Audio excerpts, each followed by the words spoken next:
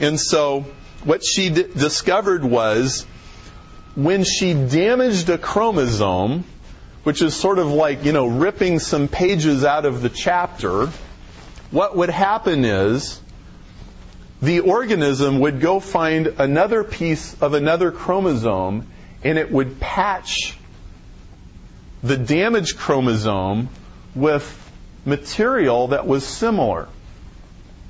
Okay? Sort of like if you've got a scratched DVD, the microprocessor in the DVD says, hey, we're missing some data. Let's go get the last frame and just stick it in here. And hopefully you don't notice, and you watch your movie. Okay? DNA does that. Is that random? Not in your life. This is called transposition and genetic recombination.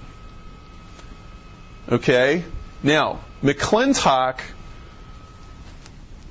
nobody really believed her. This is the 1940s. It took 20 years before her research began to really even be accepted by her peers. Everybody was like, are you sure it's doing that?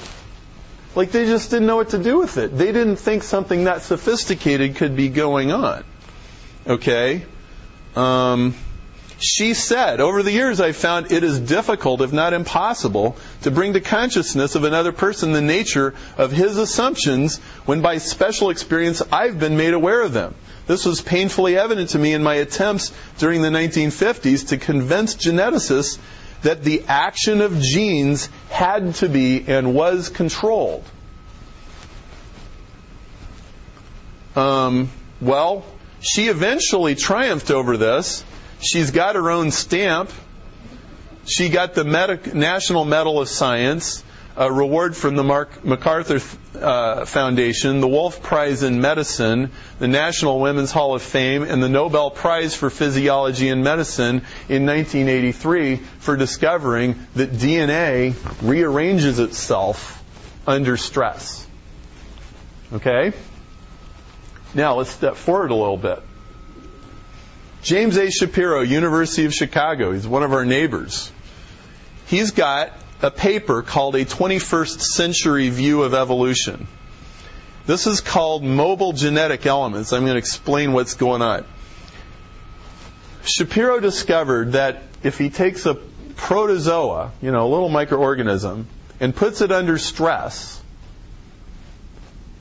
the protozoa will splice its own DNA into over 100,000 pieces and rearrange the DNA to create a new protozoa that is more fit to its environment. Okay?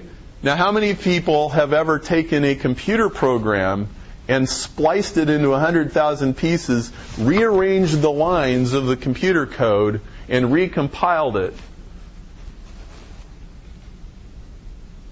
Takes a pretty smart guy to do that. Okay? That's what DNA does. Okay? If evolution is true, that's how it happens. It doesn't happen by random copying errors. Any communication engineer will know that if he or she thinks about it. Okay?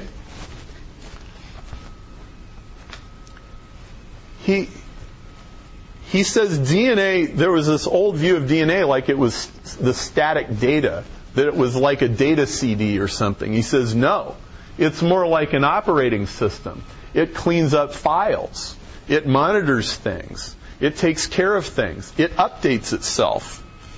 He says, and this is the key, evolution is an engineered process. Now, we just got the new version of Microsoft Windows Vista. I hear some people don't like it, but let's ignore that for a minute, okay? How many thousands of engineers did it take to evolve from XP to Vista?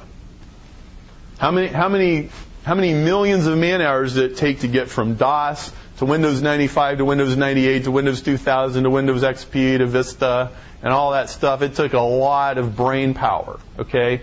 Now, let's say that DOS 3.0 in its original form had rewritten itself and rewritten itself and rewritten itself with no outside intervention, and every time a new Dell or Intel or somebody introduced a new machine, a new microprocessor, it adapted itself to that environment, and we got Windows XP and Windows Vista without any outside intervention.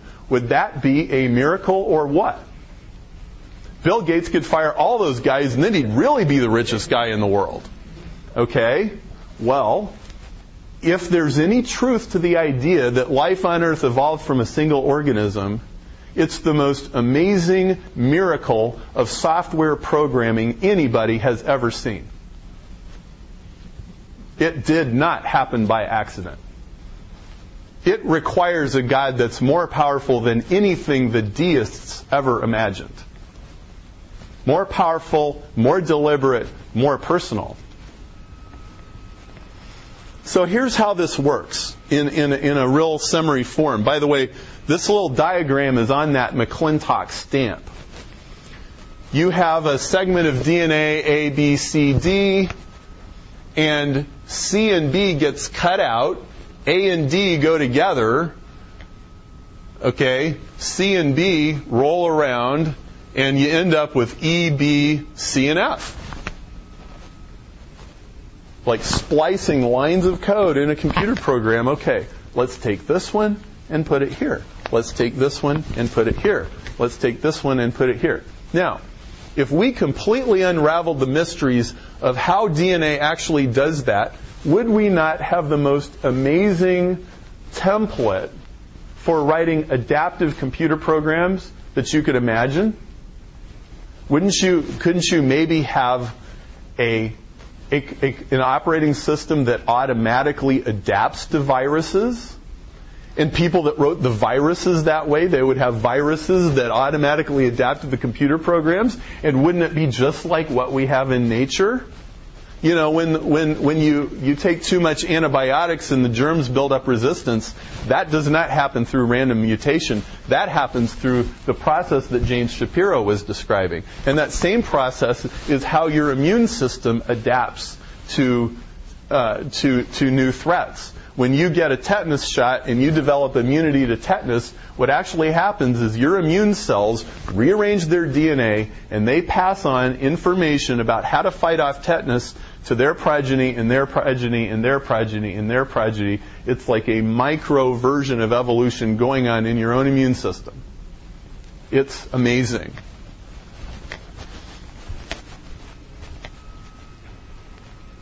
Living things are designed to evolve.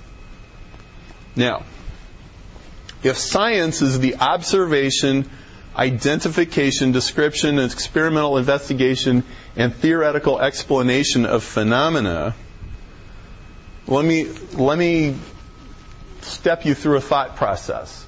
If science is a systematic discipline, then if you say life originated by accident, or if evolution happens by accident or by pure random process, you do not have a scientific explanation. Why? Because the explanation is not systematic and repeatable.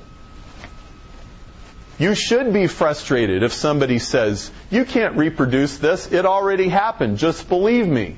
Don't buy it. Evolution by random process, not a scientific explanation. Evolution, not a random process. Evolution is an engineered process, and studying and understanding the engineered process, that is science.